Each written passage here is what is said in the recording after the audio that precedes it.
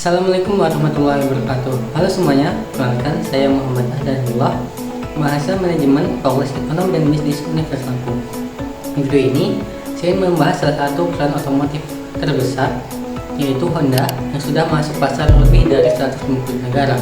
Salah satunya adalah Indonesia. Menariknya, kesuksesan Honda tidak terjadi begitu saja. Ada banyak keputusan bisnis di baliknya yang akan kita bahas satu persatu di video kali ini.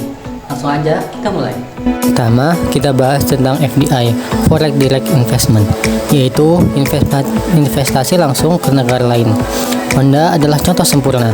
Honda nggak cuma ekspor motor atau mobil dari Jepang, mereka membangun pabrik langsung di berbagai negara, termasuk di Indonesia lewat PT Asla Honda Motor.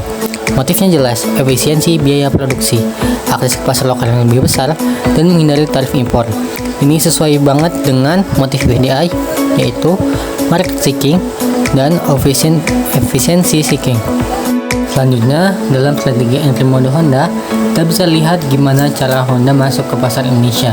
Honda memilih strategi joint venture, yaitu bermitra dengan perusahaan lokal. Di Indonesia, Honda bergandingan dengan Asla Internasional, membentuk PT Asla Honda Motor sejak 1971. Kenapa joint venture? Karena Honda butuh pengetahuan pasar lokal, jaringan distribusi yang sudah ada, dan legitimasi di mata konsumen Indonesia.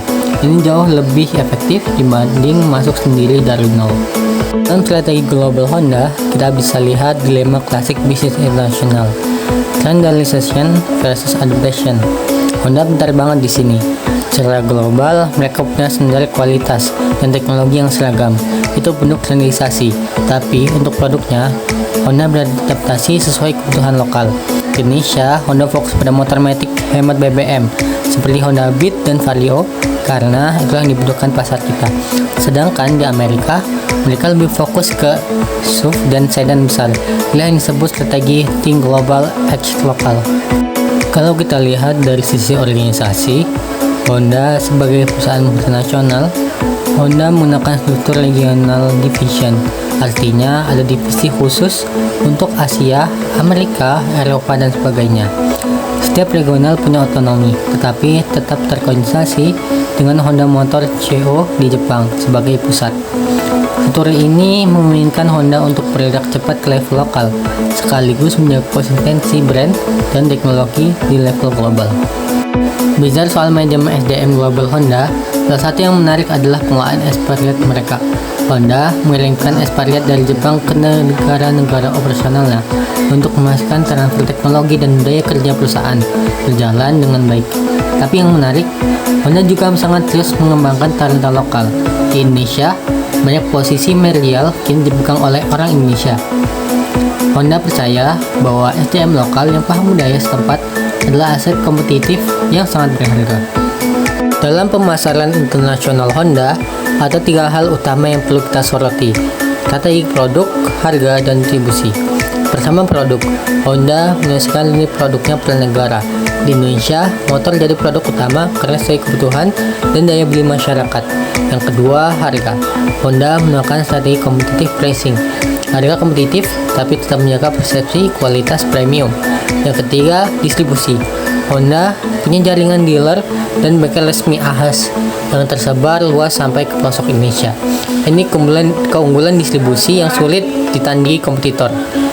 Tagline One Heart pun dipakai secara global, tapi dikomunikasikan dengan pendekatan emosional yang sangat lokal. Keuangan internasional Honda ada tantangan besar yang harus mereka kelola setiap harinya. Honda beroperasi di puluhan negara dengan mata uang berbeda-beda.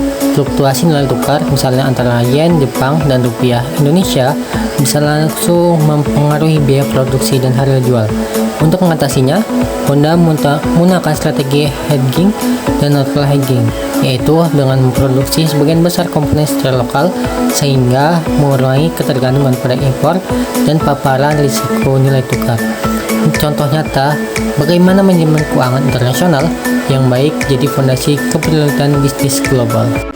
Tadi pembahasan saya tentang Honda mulai dari FDI hingga keuangan internasional. Honda bukan hanya merek otomotif, tetapi edukasi hidup bagaimana perusahaan bisa membangun dan mengelola perusahaannya hingga seluruh dunia. Saya mohon maaf apabila banyak kesalahan penyampaian materi, tutur kata, ataupun hal lainnya yang kurang berkenan. Semoga video ini bermanfaat. Terima kasih menonton.